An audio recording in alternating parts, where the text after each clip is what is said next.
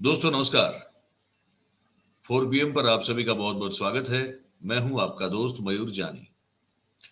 दोस्तों आप जानते हैं कि हम प्रतिदिन जो है प्रोफेसर अभय कुमार दुबे साहब के साथ देश की बात करते हैं।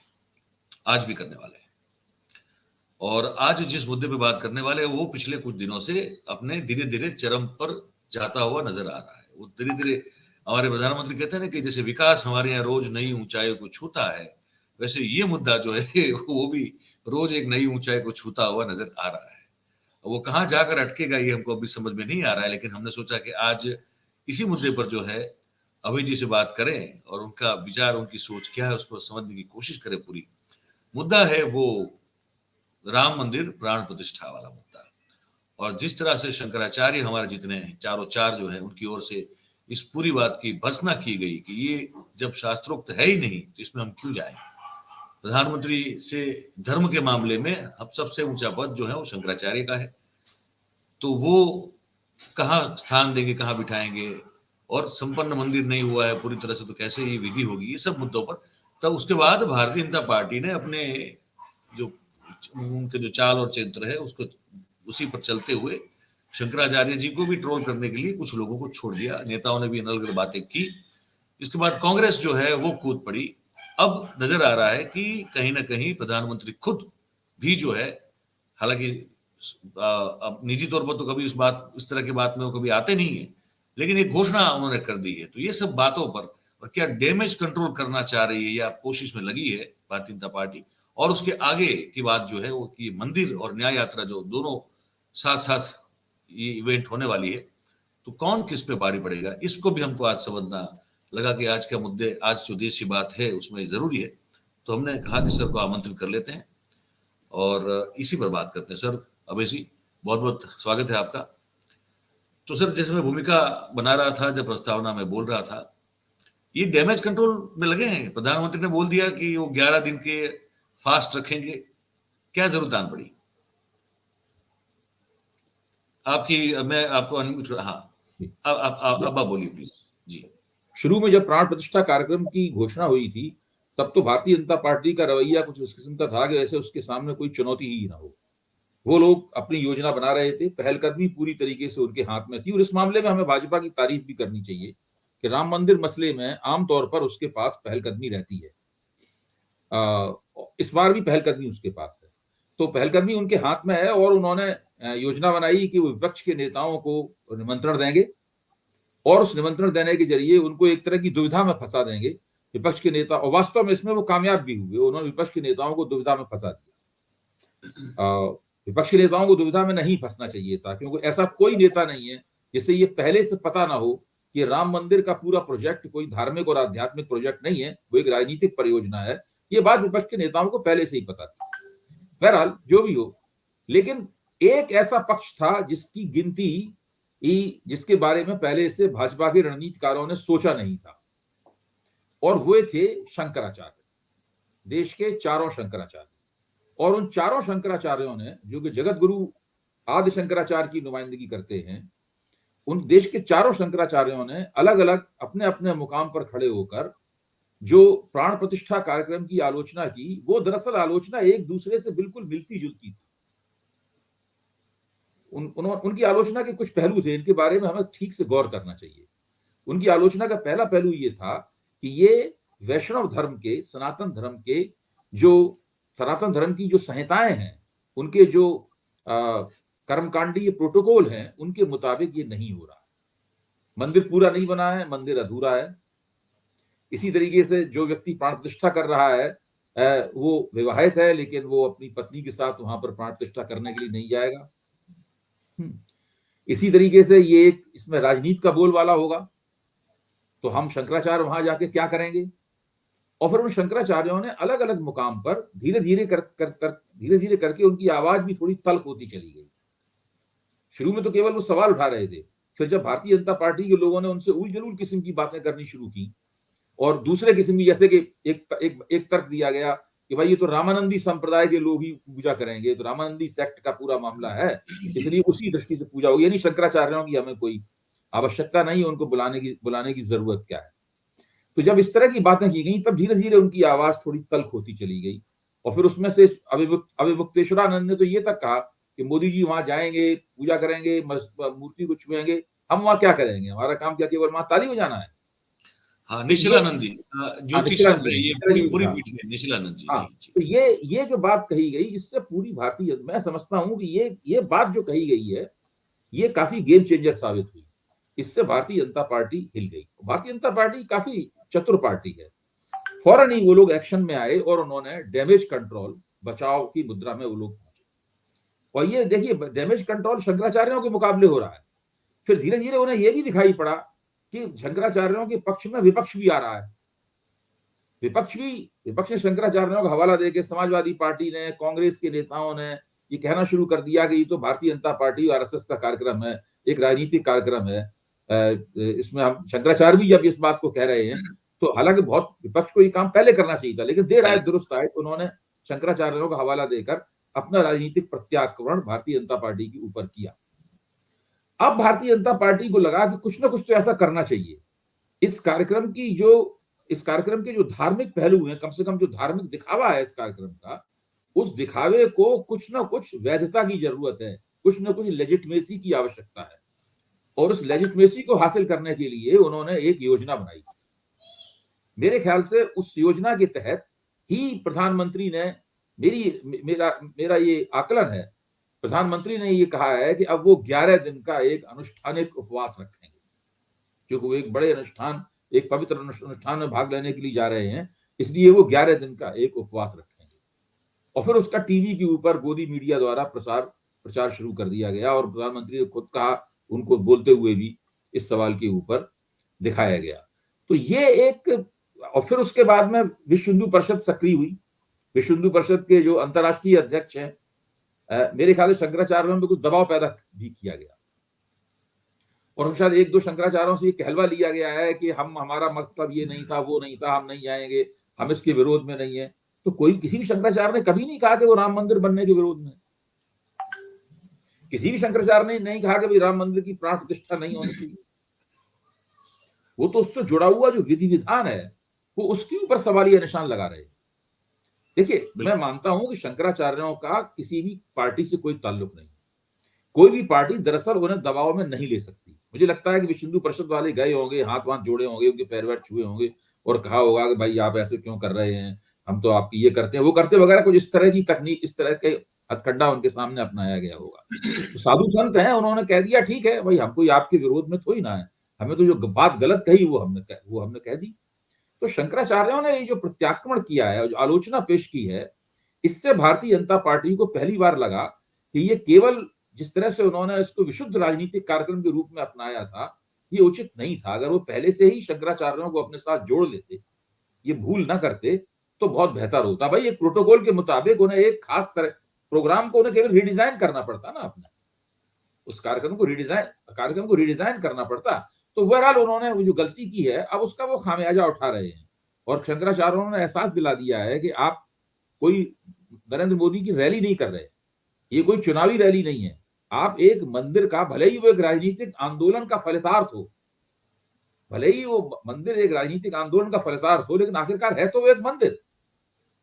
तो उस मंदिर की जो प्राण प्रतिष्ठा आप कर रहे हैं, उसके धार्मिक पक्ष की आपको अवहेलना नहीं करनी चाहिए थी। ये शंकराचार्यों ने साबित कर दिया है, और भारतीय जनता पार्टी को इस बात का एहसास दिला दिया है कि अवहेलना करके आपने बहुत गलत किया है। और अब उसी की लीपापोती करने के लिए ये सब उपवास वगैरह, इस तरह की बातें की जा रही हैं, शंकराचार्यों से बयान दिलवाए जा रहे हैं, और उन्हें कुछ इस तरह की बातें कही जा रही हैं जैसे कि उनके बयानों को गलत करके पेश किया गया। मैं वो निशिलानंद जी का बयान सुन रहा था, बड़े गौर से मैंने सुना उसको।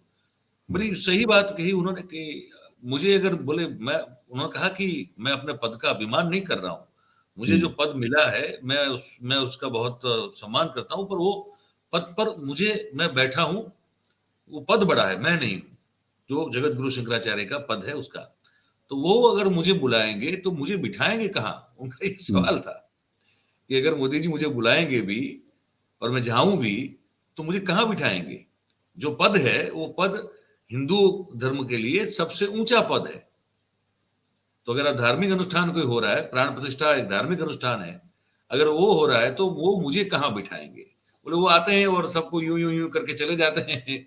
तो वो बोले मैं अपनी कोई ईगो के लिए नहीं, लेकिन जो जिस पद की गरिमा की रक्षा करनी है उसके लिए भी मैं वहां पे उसको ध्यान में रखते हुए नहीं जा सकता। वो बड़ी सही बात कही उन्होंने, और इस बात का कोई काट नहीं, इसका कोई तोड़ तो हो नहीं सकता ना।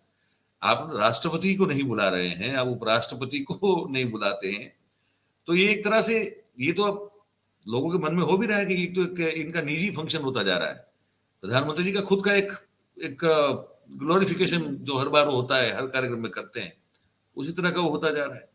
तो ये भी एक संदेश जा रहा है क्या अभी? देखिए इसमें भी एक दांव है, जो आपने अभी अखबार सब शुरू में इस बात की आलोचना हुई कि भाई आपने राष्ट्रपति को नहीं बुलाया, आपने उपराष्ट्रपति को नहीं बुलाया। आलोचना के साथ साथ ये भी कहा गया कि अगर इन दोनों को बुलाते तो प्रोटोकॉल का सवाल आ जाता, फिर प्रधानमंत्री से ज्यादा ऊंची हैसियत उन लोगों को प्राप्त होती, क्योंकि संवैधानिक दृष्टि से वो भले ही शोभा प्रतिष्ठा के हों, कार्यकारी अधिकार उनके पास नहीं है, लेकिन नहीं, भारतीय गणतंत्र के प्रधानमंत्री, राष्ट्रपति और उपराष्ट्रपति हैं वो। तो उसके बाद में मुझे लगता है कि एक ये प्रपंच भी रचा गया है कि खबर अखबार में ये आई है कि उपराष्ट्रपति को निमंत्रण दे दिया गया है।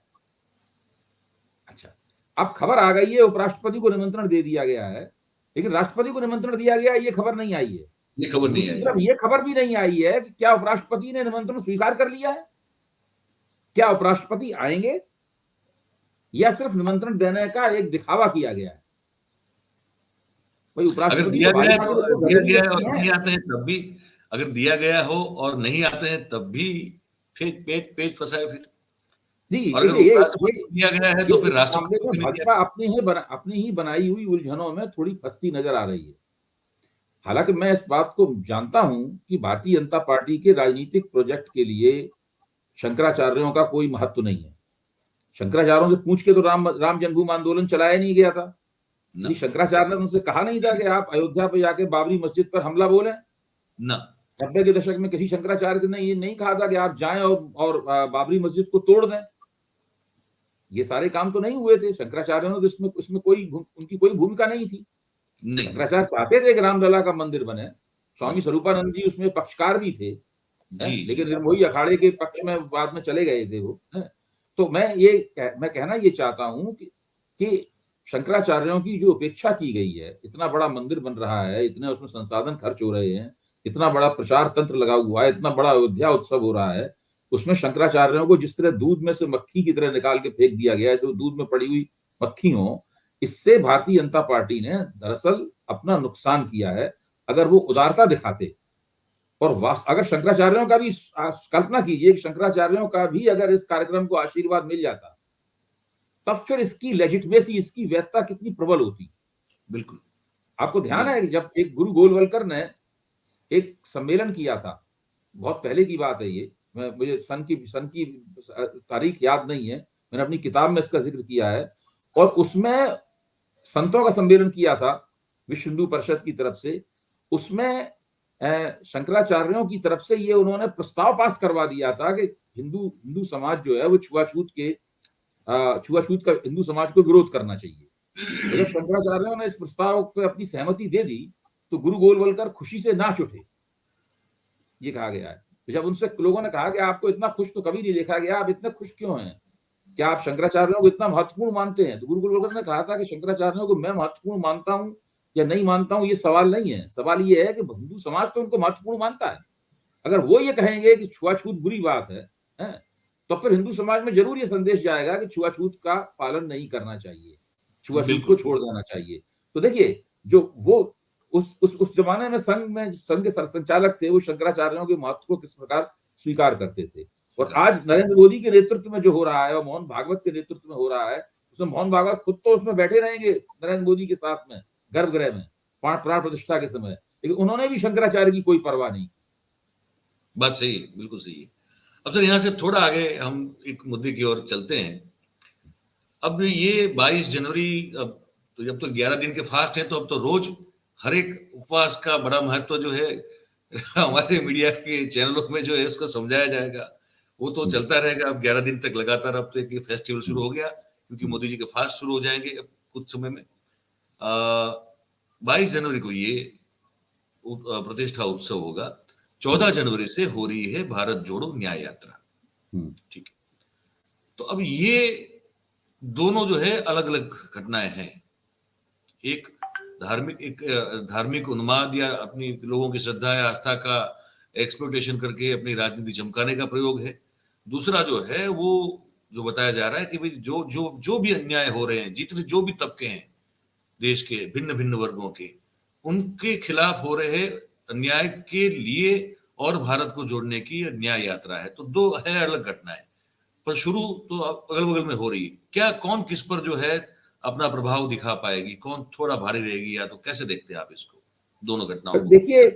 देखिए मैं तो जब भारत जोड़ो न्याय यात्रा घोषित हुई थी, जब शुरू में उसका न्याय यात्रा ही नाम था, तभी मैंने कहा था कि इसके पीछे राम मंदिर के प्राण प्रतिष्ठा के समारोह के जरिए जो एक विमर्श को एक बिल्कुल दक्षिणपंथी और उस सांप्रदायिक रुझान देने की जो कोशिश का जो प्रयास चल रहा है, ये उसके मुकाबले एक समांतर नैरेटिव बनाने की कोशिश है। तब मैंने ये कहा था। अच्छा, फिर उसके बाद में क्या हुआ कि वो नैरेटिव तभी बन सकता था जबकि इस यात्रा के साथ में बड़े सुपरिभाषित और सुनियोजित तरीके से इंडिया गठबंधन की पार्टियां जुड़ती। मैं मानता हूं अभी भी जुड़ेंगी, अभी भी उनको सबको निमंत्रण है या कहा गया है, इस तरह की समझदारी बनी है कि अलग अलग इलाकों में जहां जहां से यात्रा गुजरेगी वो उनमें भाग लेंगे। ये और भी प्रभावी तब होता जबकि इसके साथ में इंडिया गठबंधन का न्यूनतम साझा कार्यक्रम भी जुड़ता। अब दिक्कत यह है कि इन लोगों ने न्यूनतम साझा कार्यक्रम अभी तक बनाया ही नहीं है। अब सुनने में ये आ रहा है, जो थोड़ा चिंताजनक भी लगता है, कि कांग्रेस अपना घोषणा पत्र तैयार करने के लिए इस यात्रा के लिए लोगों से पूछताछ करेगी, यात्रा के दौरान यात्रा का इस्तेमाल करेगी। तो ये वक्त कांग्रेस के घोषणा पत्र बनाने का नहीं है। ये वक्त इंडिया गठबंधन में शामिल पार्टियों के अलग अलग घोषणा पत्रों का नहीं है।